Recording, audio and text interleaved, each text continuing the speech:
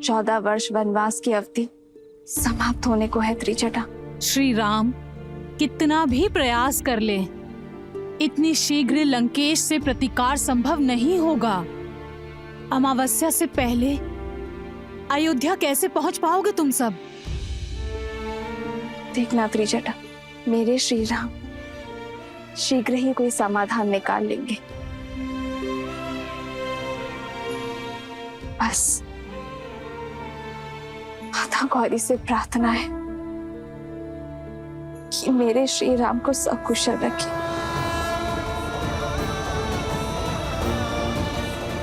तन से भी और मन से भी। मेरे श्री राम के हृदय को कितनी पीड़ा हो रही होगी, इतने निकट आकर भी मर्यादा की सीमा से रुके हुए।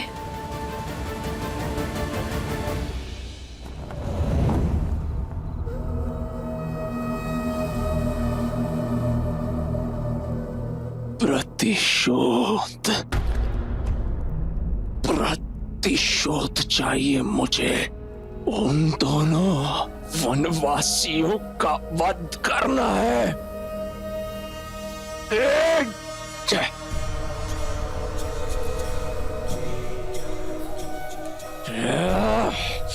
प्रतिशोध की अग्नि को प्रज्वलित रखने के लिए उसमें विश्वास का घी डालना पड़ता है, दुर्बलता का जल नहीं। स्मरण करो, तुम कौन हो, किसके पुत्र हो?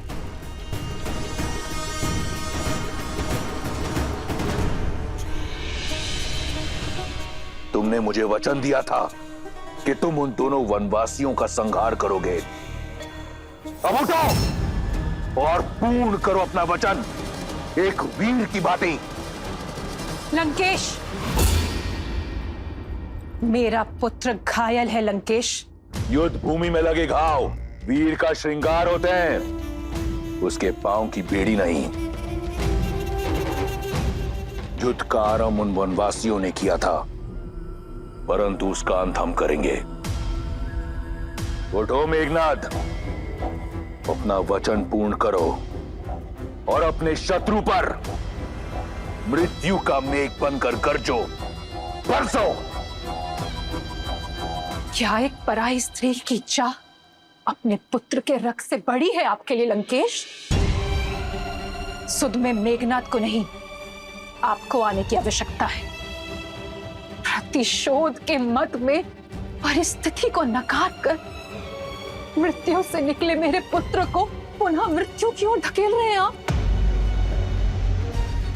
पिता हैं आप उसके, कुछ तो दया दिखाइए लंकेश। मौन, मौन। एक वीर को दया की नहीं, दिशा की आवश्यकता होती है। ये जो यहां मूर्छित पड़ा है, ये कोई साधारण राक्षस नहीं, मेरा पुत्र इंद्रजीत है। घोर तप से अर्जित मेरा वरदान है, इतनी जल्दी इसका शौर्य क्षीण नहीं हो सकता।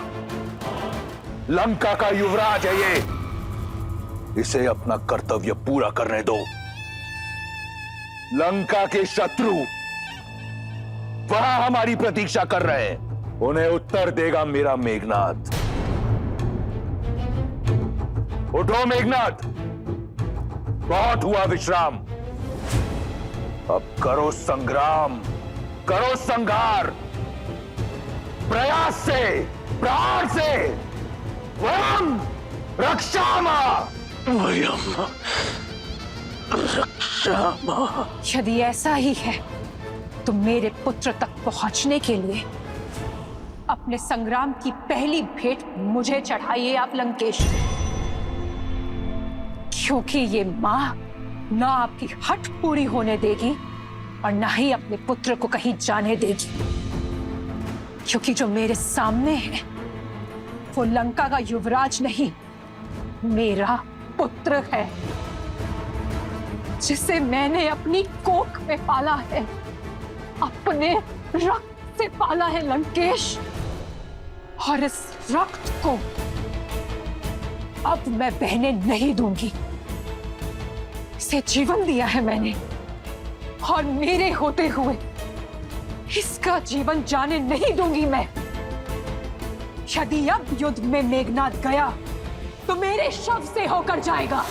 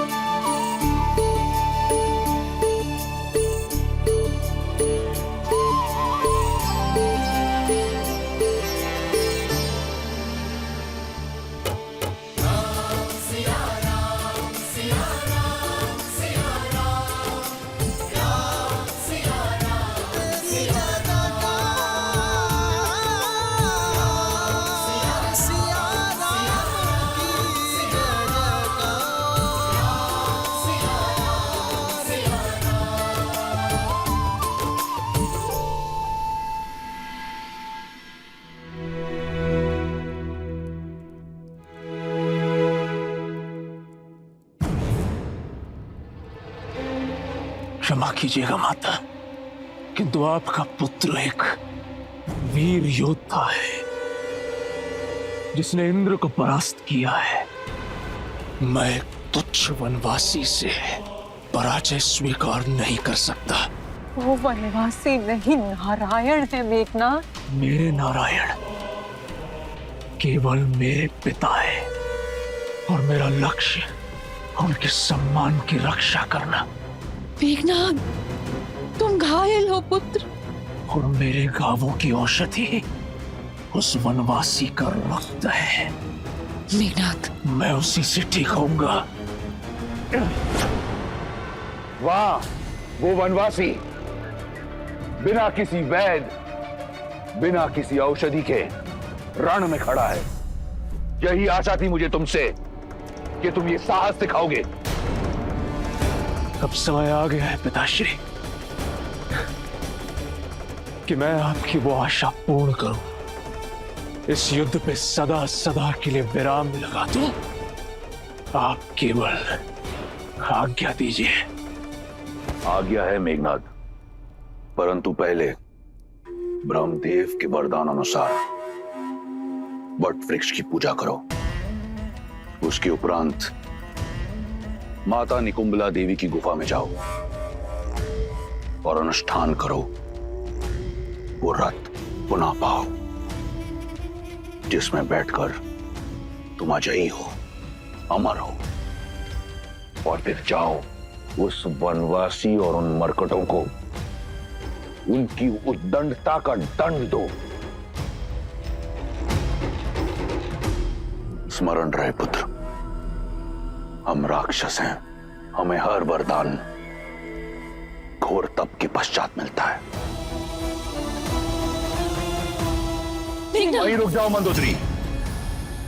ये बात एक पिता और पुत्र, एक राजा और युवराज के समक्ष है। इसमें हस्तक्षेप मत करो। अन्याय के विरुद्ध छिड़े इस युद्ध में राम की ढाल बने हैं आप। जब जब मेरे पग डगमगाए तब तब मेरा संबल बने हैं आप। हमने बहुत संयम साधे रखा, सदैव धर्म और मर्यादा का आंचल थामे रखा, किंतु शत्रु ने नियमों की अनदेखी की, सदैव अधर्म का मार्ग चुना। मेरे वानर वीरों, अब तक आप सब इस राम की ढाल रहे हैं, किंतु अब समय आ गया है कि मेरी ढाल मेरे शस्त्र बन जाए, मेरे संबल शत्रु का आधार हिला दे। असुरों ने हर असुरी शक्ति का प्रयोग किया, किंतु अब समय है मानव और वानर की एकता के शक्ति प्रदर्शन का। लंका की ये भिट्टियां हमें चुनौती दे रही हैं वानर वीरों। अब समय आ गया है लंका के अभिमान को भंग करने का, स्वर्ण लंका के मान को भस्म कर देने का, अभेद्य लंका को भेदने का। जिन्होंने इस संसार के हर घर को असुरक्षित कर छोड़ा है, उन मायावियों को उनके ही नगर, उनके ही घर में घुसकर समाप्त करने का।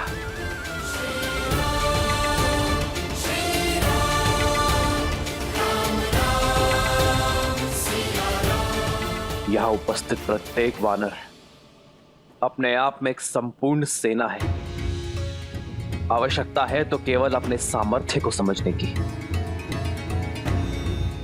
अपनी संपूर्ण शक्ति का प्रयोग कर अपने लक्ष्य को पाने की। आज मेरी ये वानर सेना एक दूसरे का हाथ थाम ऐसा प्रहार करेगी कि इनकी थाप से लंका की धरा कांप उठेगी, क्योंकि वार लंका की महल के दीवार के उस पार होगा।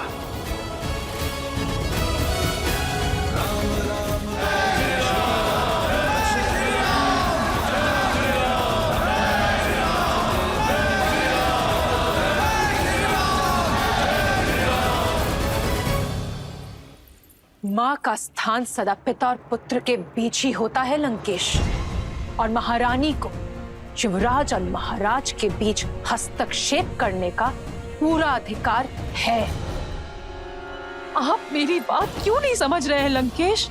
जिनसे आप युद्ध कर रहे हैं वो स्वयं श्री विष्णु है, नारायण है लंकेश। तुम्हारे इस भय का केवल एक ही निवारण है, केवल एक, उस कथित विष्णु का वध। माता,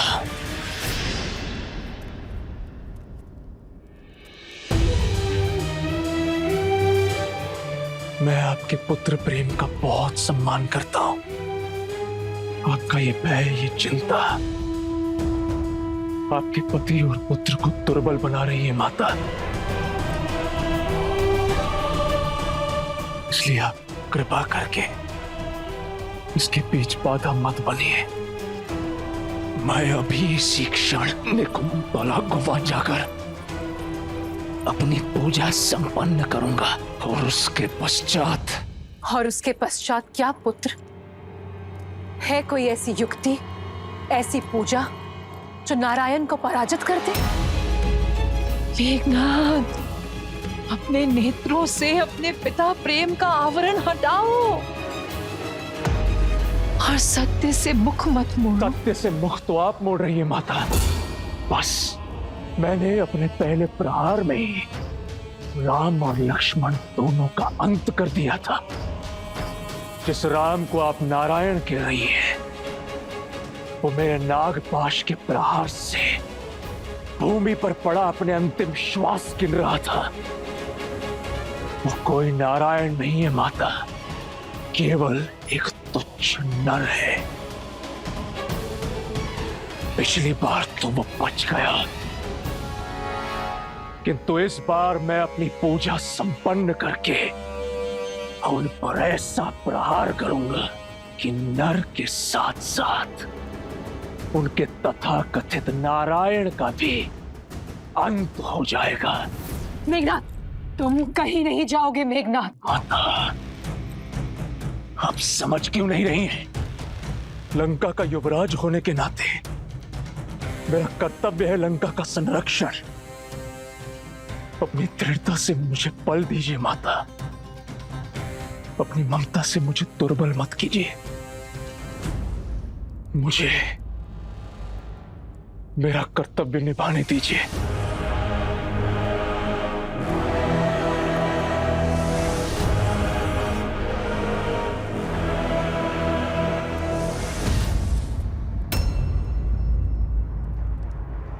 विजयी भव।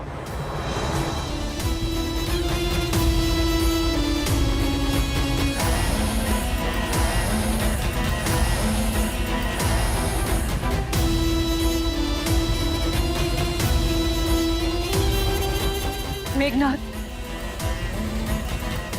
मेघनाथ मेरी बात सुनो। मेघनाथ मेरी बात समझो।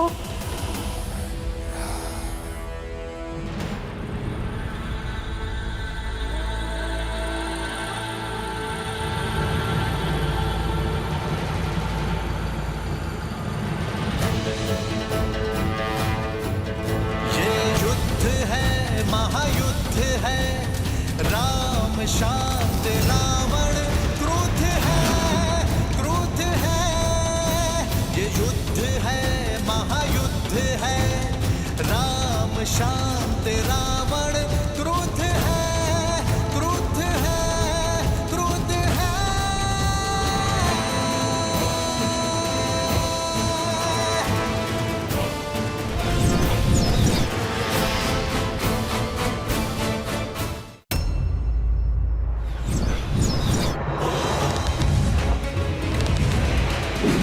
पढ़ते श्री राम के जहाँ शौर्य छा जाती, राम नाम का गुंजगान तो मन में शक्ति भर जाती।